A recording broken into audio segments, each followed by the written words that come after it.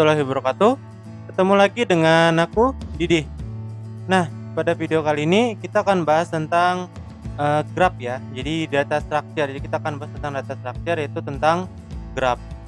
Kalau kalian sudah pernah dengar, graph ini merupakan salah satu implementasi dari data structure ya. Oke. Graph itu adalah sebuah kumpulan dari node atau titik-titik yang dimana dia memiliki data dan dia saling terhubung antara satu node dengan node lain. Ya apa sih? Nanti kita akan bahas di slide selanjutnya ya.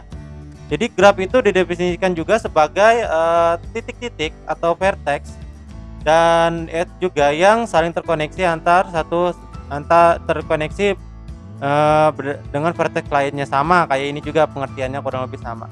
Jadi di sini ada dua definisi yang secara kosakata berbeda tapi secara makna sama.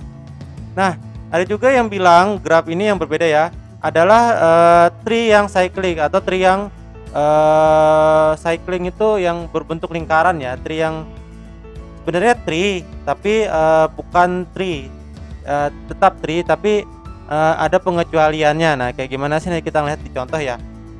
Nah, di mana setiap vertis atau node-nya itu memiliki ini yang membuat beda dengan tree-nya adalah complex relationship antar vertex-nya, di mana dia bisa menjadi parents. Nah, di mana dia memiliki relationship parents child sama.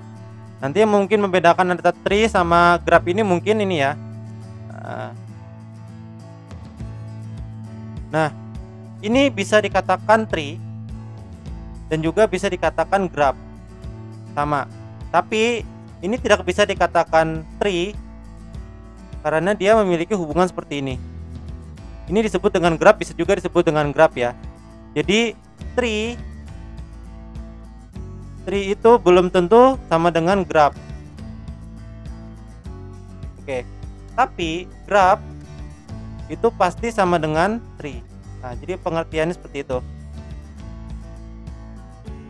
Nah, lanjut lagi, coba kita lihat contohnya ya. Misalkan di sini Facebook. Nah, Facebook itu kan pasti ada hubungan relationship ya antar satu teman friends dengan friends lain. Nah, itu juga contoh penerapan dari graph.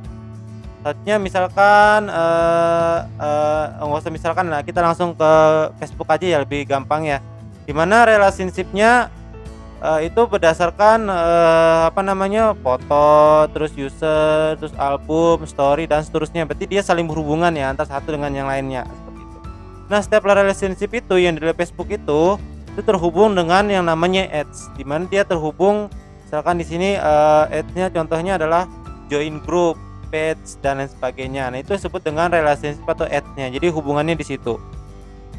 Nah, ini adalah contoh kalau untuk Facebook ya. Jadi Facebook ini memiliki hubungan seperti ini dengan user lainnya. Hubungannya berdasarkan apa dengan user lain, berdasarkan apa dan seterusnya, seperti itu. Nah, kita masuk ke lebih detail terkait tentang graph. Graph di data structure itu sendiri dia memiliki dua informasi yang harus kita pahami. Yang pertama disebut dengan vertex or nodes. Nah, simbolnya adalah V. Kebanyakan orang menyebutnya adalah vertex ya, kebanyakan. Tapi ada beberapa referensi menyebutkan nodes ya. Malah ada juga yang sebutkan vertex. Jadi istilah ini sama, tiga istilah ini sama-sama menunjukkan bahwa ini adalah vertex. Tapi kalau kita menurut simbolnya adalah V ya, sudah kita sebut aja vertex aja, lebih gampang. Vertex itu adalah 0, 1, 2 dan 3. Kalau kita lihat di contoh ya, 0, 1, 2 dan 3 itu vertex. Selanjutnya adalah disebut dengan a collection of edges. Jadi dia merepresentasikan hubungan atau gabungan dari vertis atau vertis itu ya, U, V. Contohnya seperti ini. Nah, jadi kalau kalian di sini untuk vertex, untuk edge-nya adalah 01, 02, 03 dan 20 dan 10 dan 12, seperti itu. Nah, di sini untuk edge-nya ini 01 ya, 01, 02, 20. Nah, jadi di sini sebutin cuma aja ya, cuma 4 aja. Sebenarnya ada banyak sih hubungannya, karena di sini kalau kita lihat di sini adalah nanti kita akan bahas tentang direct sama indirect graph ya. Tapi di sini dia cuma menunjukkan 4 aja cukup ya. Contohnya untuk G simbolnya adalah G. G ini berarti nilai isinya adalah V, E, di mana V itu menyimbolkan vertex dan E itu adalah edge. Seperti itu. Nah, kita masuk ke beberapa terminologi yang ada di graph. Yang pertama ada disebut dengan adjacency. Adjacency ini menyatakan hubungan antar vertex yang saling terhubung. Di sini kita lihat ada dua vertex yang tidak bisa terhubung, yaitu adalah vertex 2 dan 3. Maka vertex 2 dan 3 tidak bisa dikatakan adjacent karena dia tidak memiliki hubungan. Itu sebenarnya istilah terminologi yang ada di di graph ya. Selanjutnya disebut dengan path. Path itu adalah jalan. Contohnya di sini coba tunjukkan jalan dari vertex A ke B. Gimana caranya? Ini disebut dengan path. Jadi dari A ke B dia harus lewat mana dulu. Intinya kalau kita mau jalan ke misalkan ke mall atau ke sekolah, kita harus lewat jalan mana dulu. Nah, itu disebut dengan path, jalan. Misalkan di sini kita pengen ke arah dari 0 ke 2, kita bisa lewat mana aja sih? Kita bisa lewat 01, 12 atau langsung ke 02. Nah, jadi seperti itu disebut dengan path ya. Path pertama adalah 012 atau dari 0 langsung ke 2. Nah, itu adalah path. Jadi kalau bisa dibilang path itu sebagai jalan atau rute kita menuju satu titik, misalkan dari kota A ke kota B. Jadi seperti itu path. Selanjutnya disebut dengan loop. Loop itu sebenarnya di graph itu adalah vertex yang menunjuk dirinya sendiri. Contohnya loop seperti ini. Jadi titik dia dot. Nah, di sini dia menunjuk ke dirinya sendiri, atau garisnya atau edge-nya menunjuk ke dirinya sendiri, seperti itu. Nah, kita masuk ke undirected graph. Undirected graph itu sebenarnya graph yang tidak memiliki arah. Sama seperti contoh-contoh sebelumnya, dia tidak memiliki arah, dan untuk menentukan menentukan path itu dia tidak ada batasannya. Jadi kalau misalkan di sini path antara A, B atau edge antara A, B itu pasti kalau kita transfer set atau kita lakukan proses pengunjungan A sama B, dari A ke B itu pasti sama dengan B ke A, seperti itu. Karena dia tidak memiliki arah, itu disebut dengan undirected graph.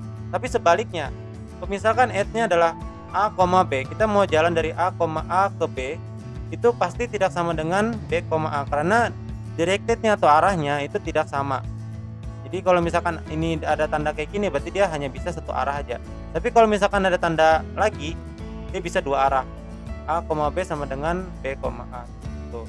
Nah, tapi untuk di direct graph itu ada juga yang nyebutnya di graph, jadi lebih gampangnya itu. Kalau ada kata-kata graph, berarti dia tidak memiliki arah. Tapi kalau ada kata-kata di graph, berarti dia memiliki arah. Cukup seperti itu.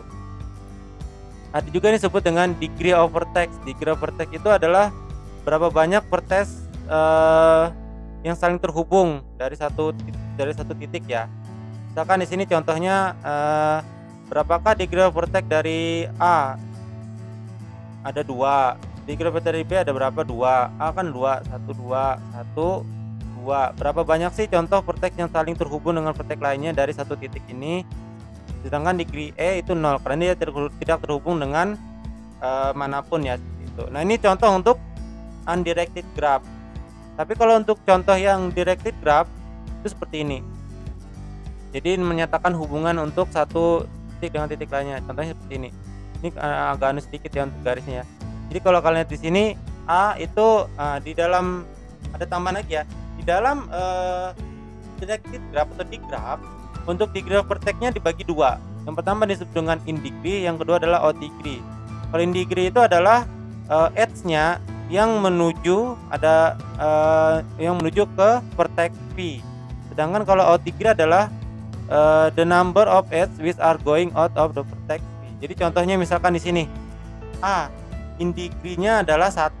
A itu berarti dia keluar dari A, berarti adalah ke D. Sedangkan out in degree berarti yang menuju ke dia ya. In degree menuju A, in degree-nya adalah 1. Berarti yang A kita lihat mana sih vertex mana sih yang menuju ke dia? Oh, ternyata vertex-nya adalah G, berarti dia 1.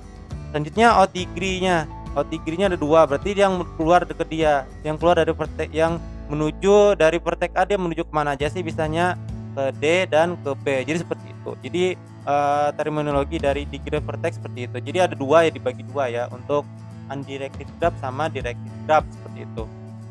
Nah, ada juga disebut dengan parallel edge. Parallel edge itu seperti ini. Nah, dia sudah memiliki pasangan ke sini dan dia juga memiliki seperti ini. Nah, ini paralel edge seperti ini. Pada graf ini A dan B sebenarnya dua vertis yang saling terkoneksi. Jadi bisa dibilang dia sudah A, B vertisnya, tapi ada A, B lagi. Jadi ada dua hubungan. Jadi seperti itu. Sudah terhubung lagi seperti itu. Jadi double edge seperti itu ya.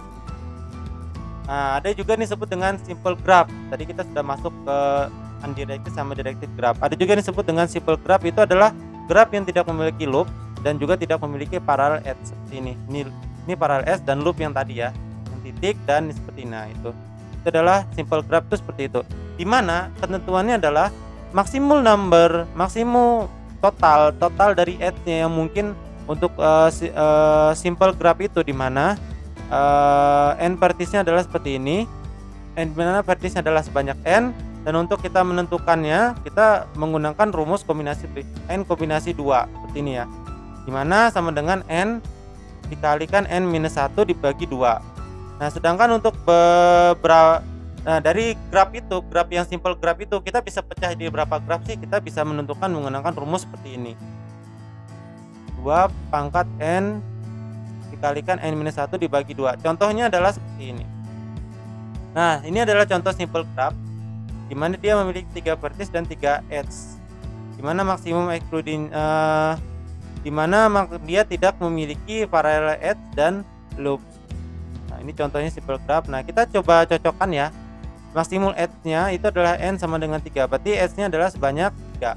Seperti itu.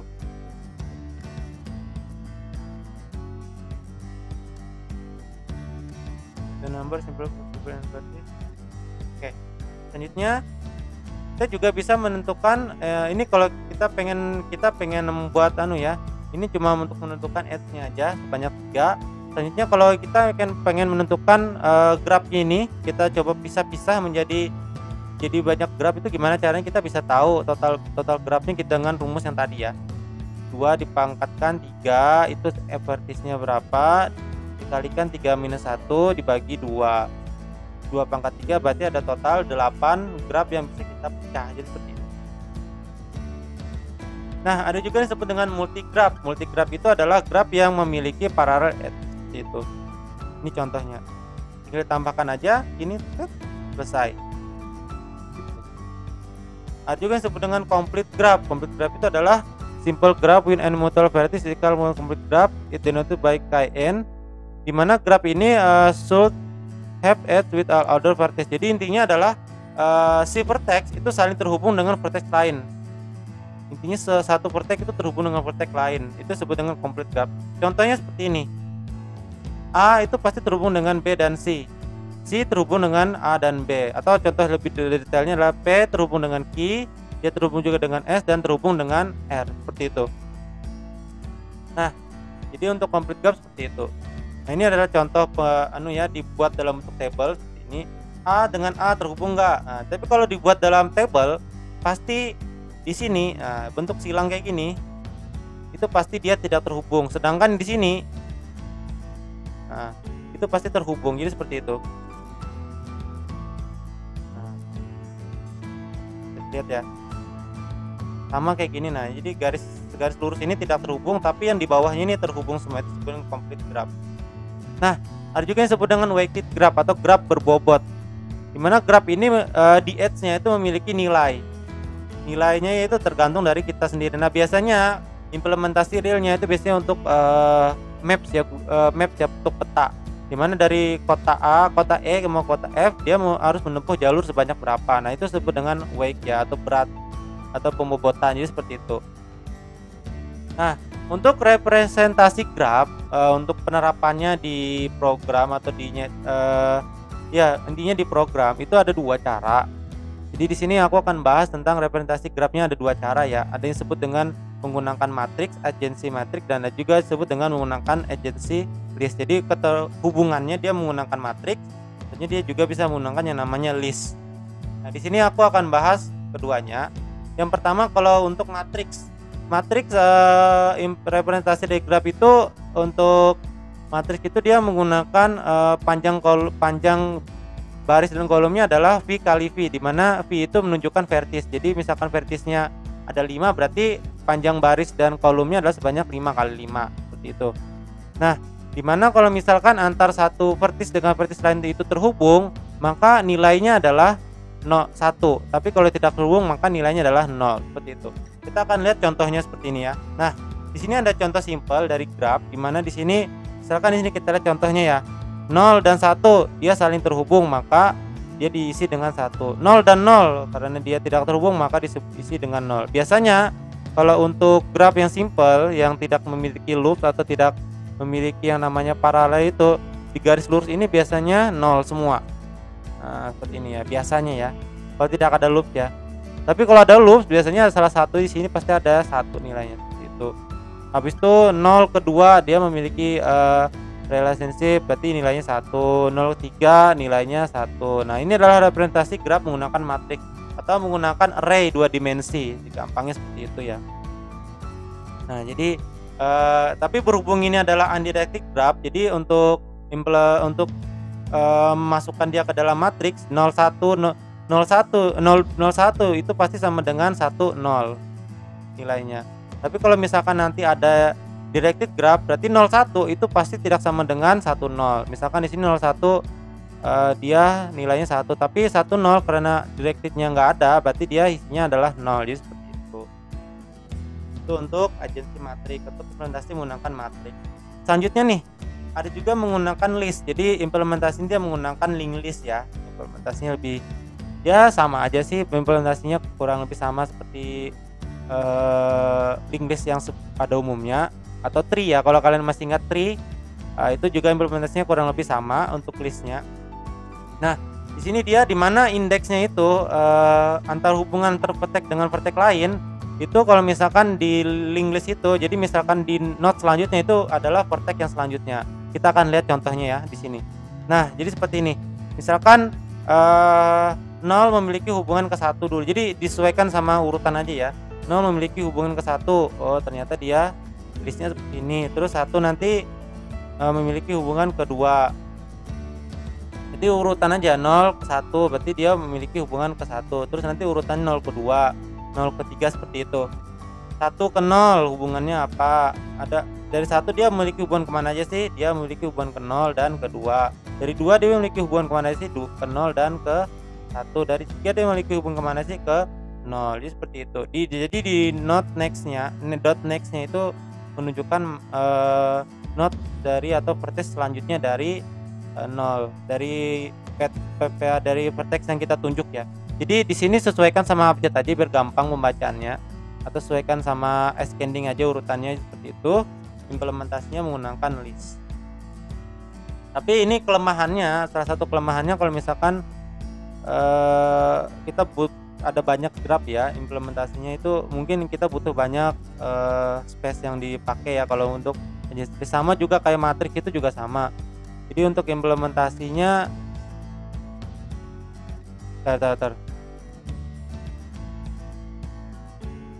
oh ya, kebalik ya. Jadi implementasinya kalau menggunakan matriks itu kalau misalkan ada banyak vertisnya, misalkan sampai 1000, pasti akan butuh sebanyak 1000 kali 1000 ya untuk kolomnya, untuk baris dan kolomnya itu lebih banyak space. Tapi kalau untuk list dia tidak membutuhkan itu. Jadi dia tergantung dari berapa banyak vertis yang saling terhubung. Jadi nggak butuh sebanyak itu. Jadi seperti itu kelebihan dan kekurangan. Jadi kelebihan kekurangan linked list sama array sudah kita tahu ya. Berarti kalau array itu dia sifatnya statis. Jadi memorinya kalau misalkan 1000 ya 1000 aja yang kepake. Tapi kalau untuk linked list kita butuhnya 1000, misalkan kurang dari 1000 ya dia nggak akan pakai sebanyak 1000 itu. Jadi tergantung dari kebutuhan. Jadi itu untuk implementasi dari graph. Nah, untuk operasinya hampir sama kayak tree juga. Yang pertama dia bisa melakukan cek elemen. Jadi dia pengen mengetahui apakah di dalam graph itu ada elemen ini atau enggak. Selanjutnya adalah disebut juga dengan graph traversal atau mengunjungi setiap node yang ada di graph. Ini kurang lebih sama kayak tree, ada inorder pre-order, cuma nanti ada istilahnya berbeda. Nanti kita akan pelajari ya kalau untuk di slide selanjutnya. Selanjutnya ada menambahkan elemen, entah dia vertex atau graph vertex atau edge ke dalam graph itu ya metodenya nggak ada metode yang khusus sih, karena aku pengen menambahkan menambahkan vertex A di mana sih posisinya, itu tergantung dari kita. Misalkan vertex A harus ditambahkan setelah F, nah itu tergantung kita. Itu finding path, mencari path dari A ke B. Nah itu ya, implementasi yang sangat simpel ya, nggak terlalu susah. Tapi mungkin yang akan kita bahas lebih dalam mungkin untuk video selanjutnya tentang graph traversal. Mungkin kita akan bahas tentang BST atau DFS atau root versus atau depth versus. Dan kita akan bahas itu ya untuk di video selanjutnya. Oke, itu aja sih untuk video kali ini. Jadi kalau misalkan ada mau tanyakan langsung tulis saja di kolom komen. Kurang dalamnya aku mohon maaf. Assalamualaikum warahmatullahi wabarakatuh.